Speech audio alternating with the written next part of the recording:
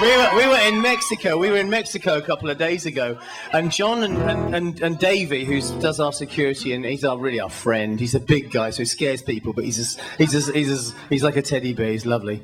And they actually used him as the model for Kung Fu Panda. Kung Fu Panda, yeah. Absolutely, It was based on him. They followed his movements for 2 years, actually, and then... Anyway, these two guys, we were in Mexico City, or was it Guadalajara? Guadalajara. We were in Guadalajara the other day, and they snuck out of the hotel very, very surreptitiously, and went off. And the next thing I saw them both coming back wearing these huge, great sombreros. Yeah, well, actually, I told myself I wanted to get a mariachi bass, you know. So I went it's the center of mariachi, Guadalajara. So we went on this search, this musical instrument search, you know, because I'm a musician. And what I really wanted was a hat. And you're not really. It was like, you know what? Let's let that bass thing go. Let's get the hat. And that's yeah, good-looking guy. Don't kid yourself through your musician, mate. Yeah. Actually, Dom pointed out when he saw the hat. Dom said, you know, it's a fine line being cool, isn't it? What do you think of the hat, Dom? I love the hat. I wish I'd gone with you, John. How much did he pay you to say that? No, I love the hat. I guarantee you would not have left the store without one. Absolutely. Yeah. I will go there. You guys, it's such a huge, huge honor to have you here. Thank you so, so much for being here at this event. One of the things that I wanted to ask you very briefly was, we were talking about Twitter backstage, and we were talking about social network in general, and I was just curious, is there any part of you that wishes when you were just starting out that you could have had that fan interaction, or are you so grateful to God that it was not around? We used to have different kinds of fan interaction in the early 80s. Were you tagged in some photos, I'm thinking? Yes. No, it's a different dimension altogether.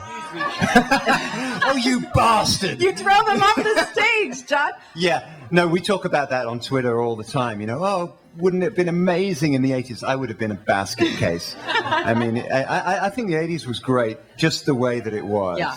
And you know, and what's happened with the social networking around this album? I mean, with Red Carpet Massacre, it was so apparent that we were completely out of touch with our audience, and that the audience was out of touch with themselves, you know, and I didn't think it would have been possible to get that back, but I think putting the album out on iTunes before Christmas just encouraged us to get involved in social network, and it's put everybody back together again. It's put, you know, fans and band together. It's put fans back in touch with each other.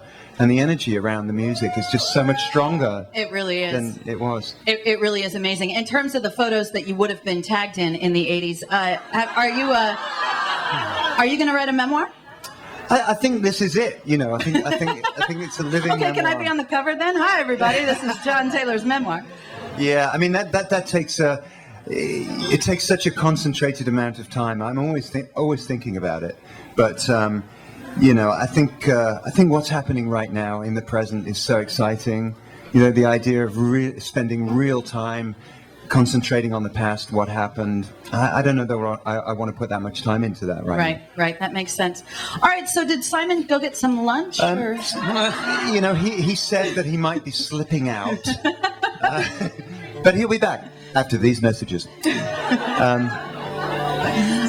You know what? This would be a great opportunity to ask Anna a question. Anna, tell me what it's like to get John. Tell me what it's like to get the phone call saying that you're going on the road with Duran Duran.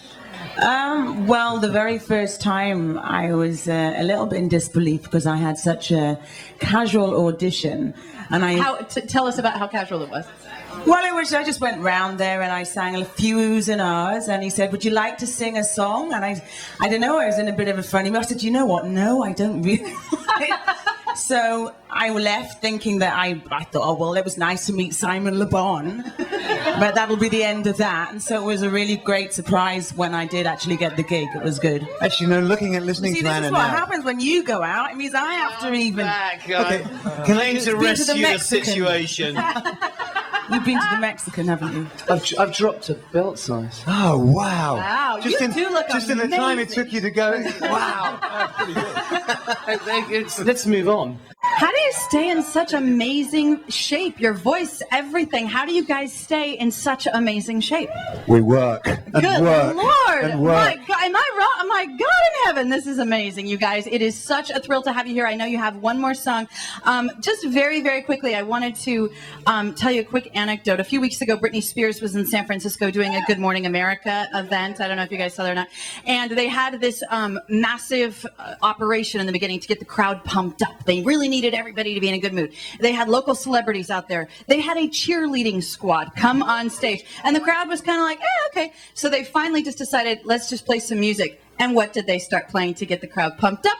Girls on Film. All right. And that was what got everybody That going. is a great story. Literally. I love that.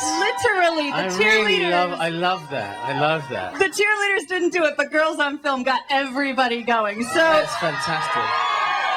I have to ask, that was one of my most random, like, of course they would play Duran Duran in that moment. Is there a moment that stands out to you that you just think, okay, that is the most random time I could ever possibly hear my song? Have you ever been somewhere where all of a sudden your track comes on?